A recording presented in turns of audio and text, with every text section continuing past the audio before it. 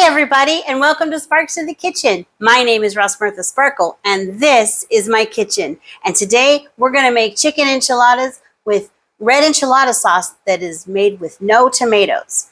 I love this recipe. This recipe was taught to me a long time ago, and you know, sometimes you just forget about things that are tried and true. Well, this is one I forgot, and I came across it and went, oh, this sounds delicious. So we're going to make this today.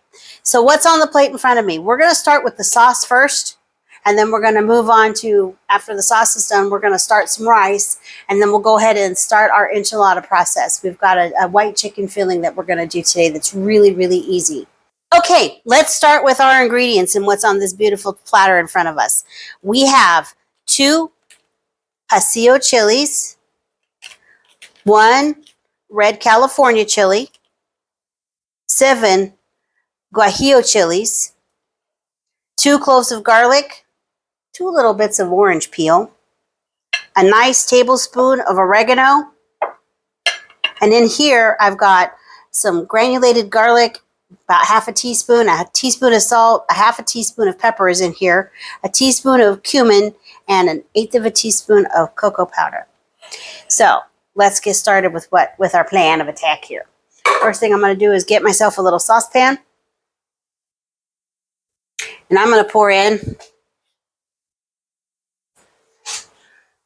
this says 2 cups, but it holds a little bit more than 2 cups.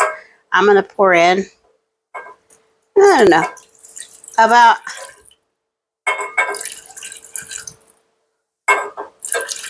that's lovely.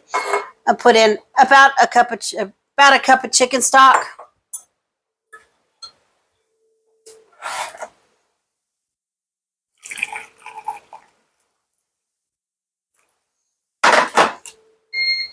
And about 1.5 cups of boiling water.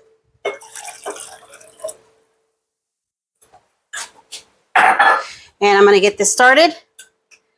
And I'm going to take this all the way up to 5 to get it started. I'm taking it all the way up to high to get it started. And I'm going to break in my chilies. Now, I've already seeded these chilies. And if you've never seeded a chili before, the best way to do it is to get some kitchen shears. Take the stem, cut it right off. Get a little below the stem. I missed it. There we go. And the seeds will start falling out straight away. But you can't like pop it open. So what I end up, oops, that one's got a big old stem. So what I end up doing is I just cut down a little bit like this. I fold open my chili and I thunk out the seeds.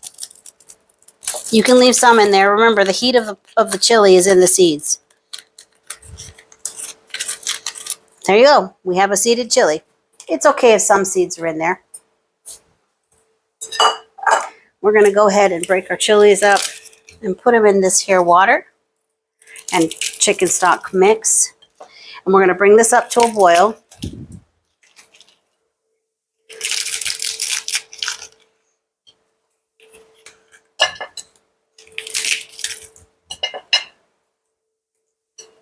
We're adding in all of our spices, the whole 9 yards.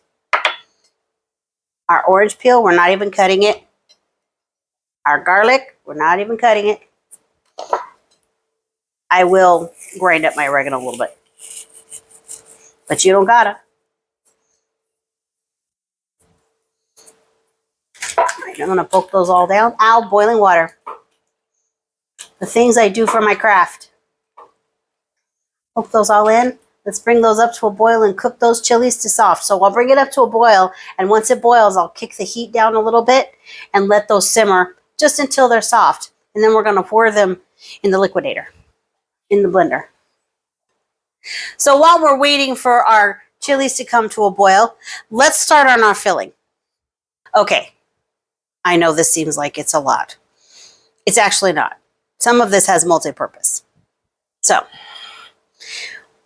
on the veggie plate, I have some diced Hatch New Mexico chilies. These are just diced green chilies. I use the 505 brand because there's no preservatives in it. It's chilies, salt, and lime juice. Woo woo. This is a king oyster that actually I'm going to shred into the consistency of chicken, and I'm going to show you how to do that. It's so easy. This is just some diced white onion. I'm going to use it for both the filling, and I'm going to save some aside to put in our rice.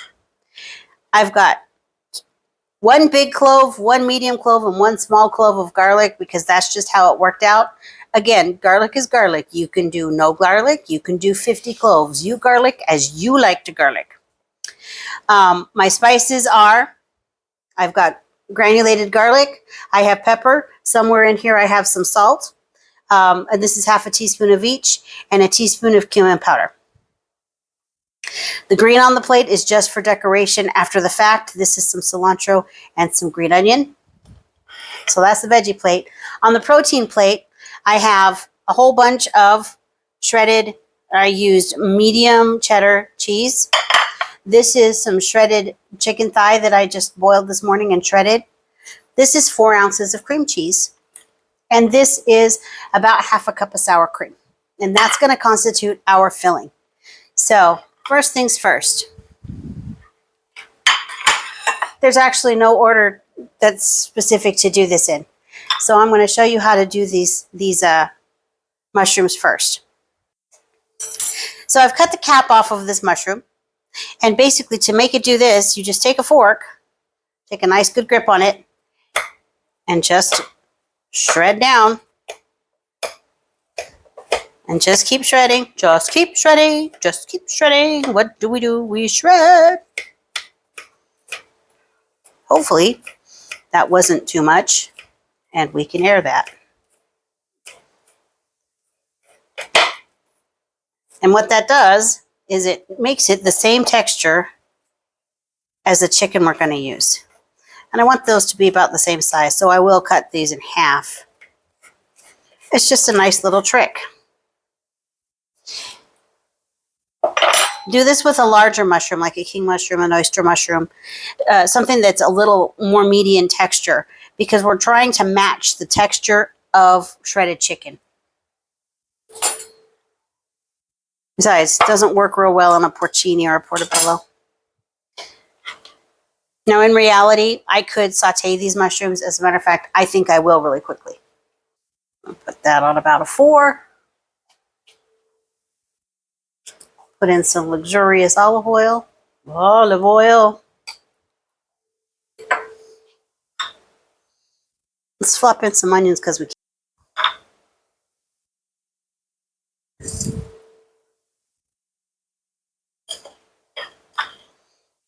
All right, so I'm waiting for that to come up.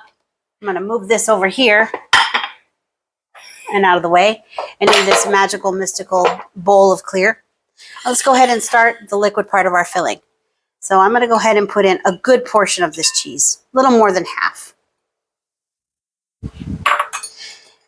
And this is about 1.5 cups of shredded chicken. This is chicken that I just boiled with nothing more than a couple of stalks of celery and some carrots and a bit of onion and some garlic, and I just made broth out of that, and this is the chicken that was left over.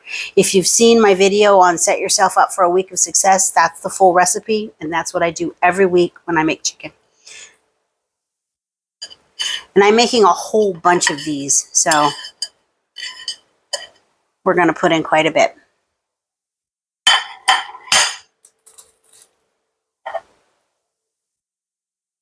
Food cost, baby.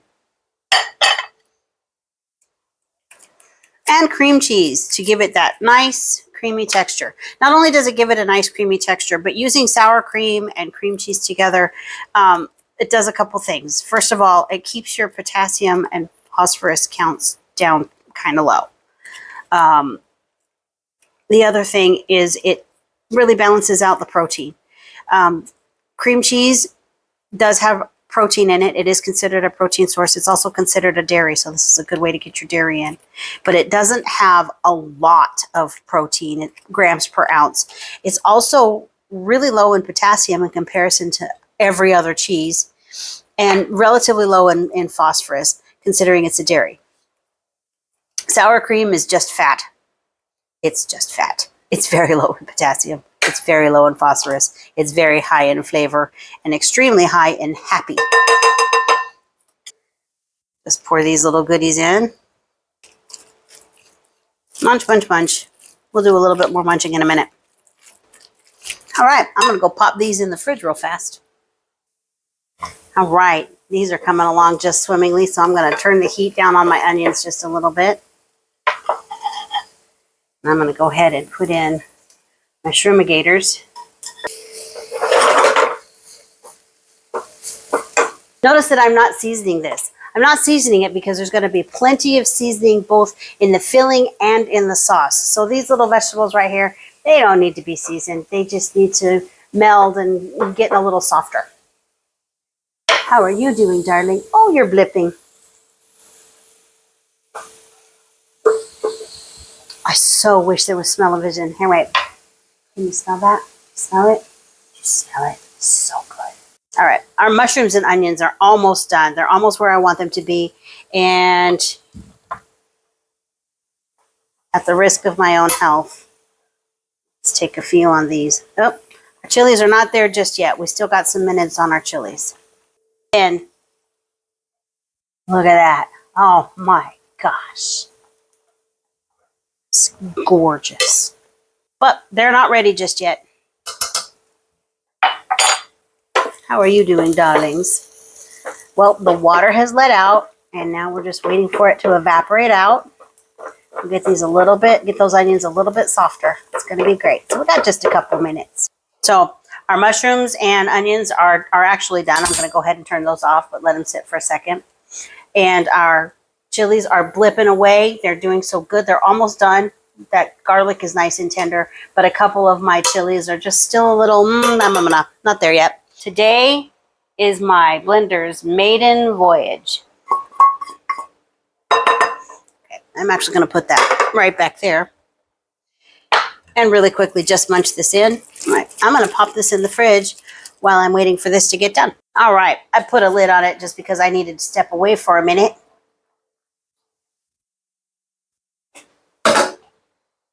Let's see how we're doing. Oh, we are doing divinely. I shall proclaim this done enough. So this boiled for probably about 15 minutes. Now what we're going to do is something really scary. We're going to use the blender. Pour away from me and pour this in. Look at that gorgeous color. Oh my goodness. Oh my goodness gracious. Oh my goodness gracious. Hot.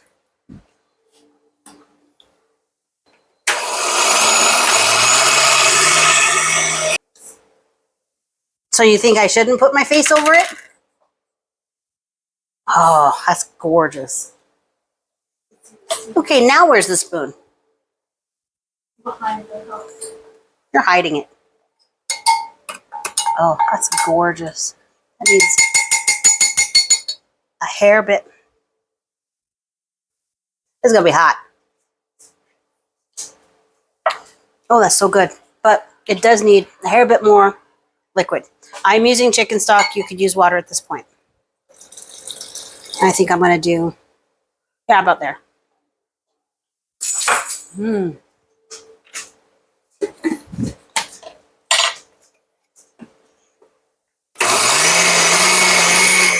Certainly has a rhythm, doesn't it?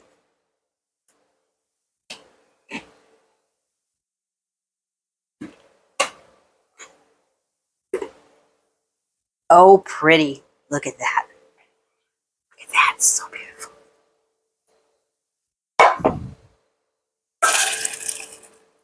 Put that in there. There we go. I have made a mess. Very proud. All right, we're just about ready to do some assembly. But before we do some assembly, I'm going to start up some rice. And the first thing I'm going to do is set this on to 3 and heat this oil back up a little bit.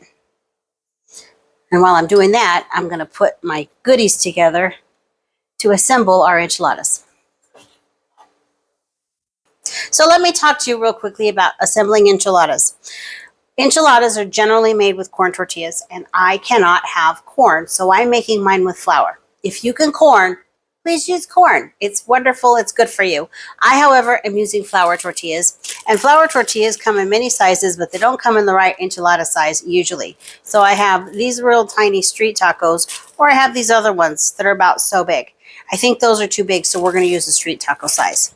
And the secret to, whether you're using flour tortillas or you're using corn tortillas, the secret to preventing your enchiladas from becoming mush is to give them a quick fry before you roll them up. So we are going to do that, and it's very time consuming. But I wanted to give you another option.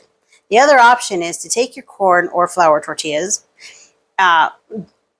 shred them up, put them in a pan with some oil real fast, just give them a quick toss through, and then put a layer on the bottom with a little bit of your enchilada sauce, put a layer of your filling, put a layer of your shredded up tortillas, and just keep building it up so that you have more like a casserole instead of enchiladas. I'm choosing to do enchiladas today. If it doesn't work, we may be having casserole. It's going to be great. I promise. I've got some oil that I'm heating up, and I'm going to put in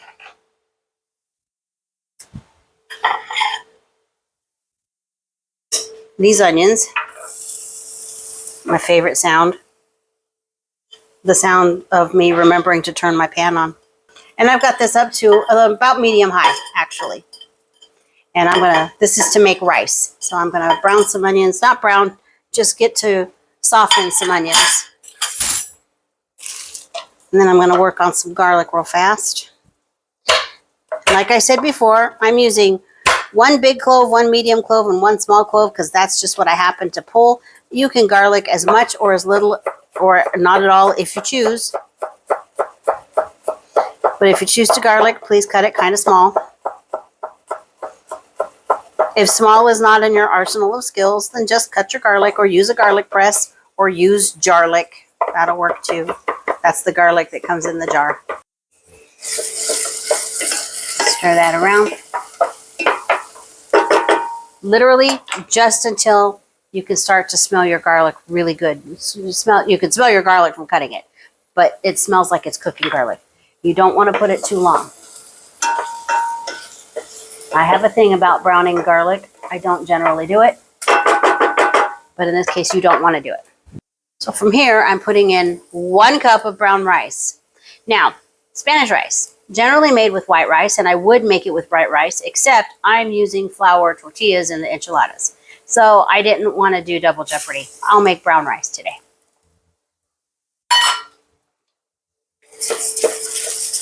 I'll mix those about. To that mixture, I'm going to add a pinch of salt. I'm also going to add, I think I'm bad at this. Either that or I got a bad grinder. I could be bad at this skill. Now that that's going nice, I'm going to grab my measuring spoons. And I'm going to put in a 1/2 teaspoon of cumin. Cumin smells like feet, but it's wonderful. But it will overpower, so don't use a whole bunch of it. 1/2 teaspoon is going to do us good. Remember, we're going to spice this with some of our enchilada sauce. So it is going to have its own flavoring, but if I just use the enchilada sauce, it's not going to be enough flavoring. I am putting some chili powder in there. This is my standard red. This time around, I'm using California red. I'm going to do a little splooch of garlic powder. That's 1/2 teaspoon. Now this is brown rice. And it's no different than when you're just steaming it, because we are basically going to steam it. I'm going to fill this up. I used 1 cup of brown rice. So I'm going to use 2. I used 1 measured cup of brown rice. I'm going to use 2 measured cups of chicken stock. It was mostly chicken stock. I supplemented with water.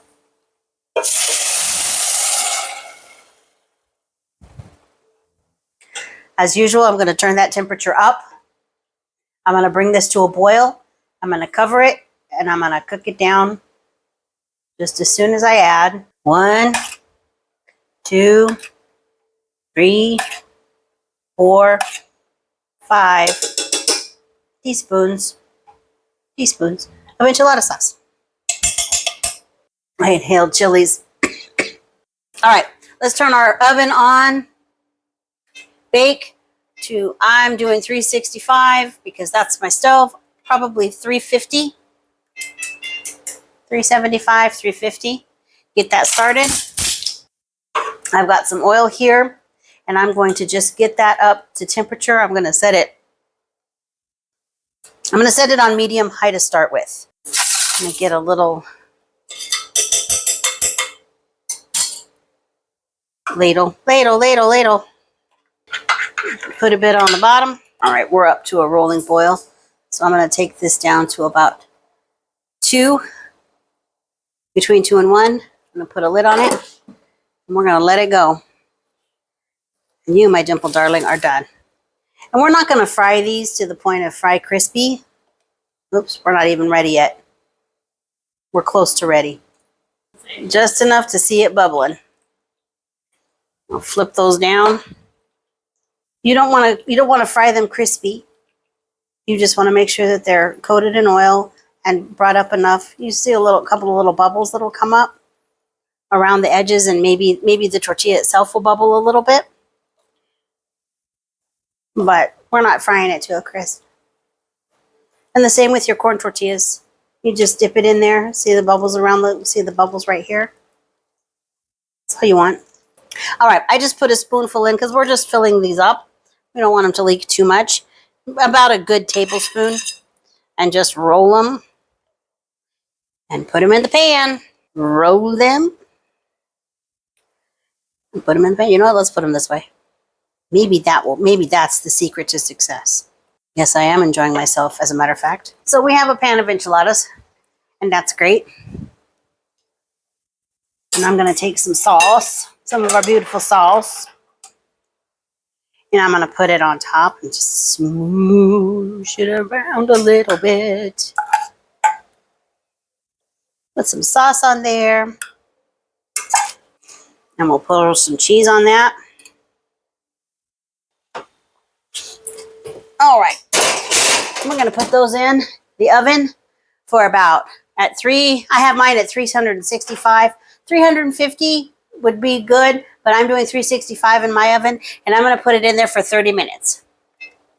Actually, I'm going to put it in there for 20 minutes and check it. All right, so I put those enchiladas in for about 20 minutes. We're scheduled to go 30, but when I checked them, they looked absolutely beautiful. We just discovered that the pan is still really hot, but they came out looking like this. Isn't that pretty?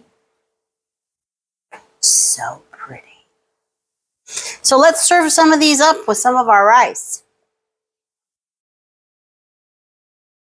Look at how pretty that is. Look at that. So pretty. Let's take a taste of these. I've been waiting for you all day long. All day long. All right, let's try our wares.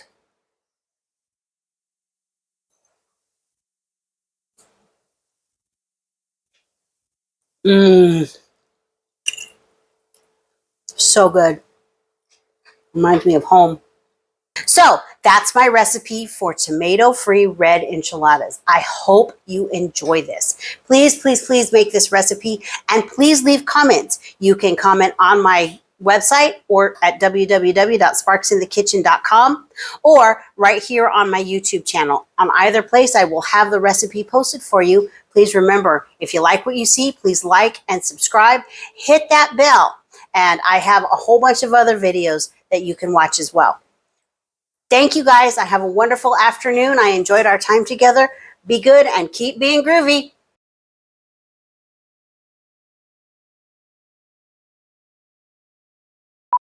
Quentin Tarantino couldn't do a better scene on that.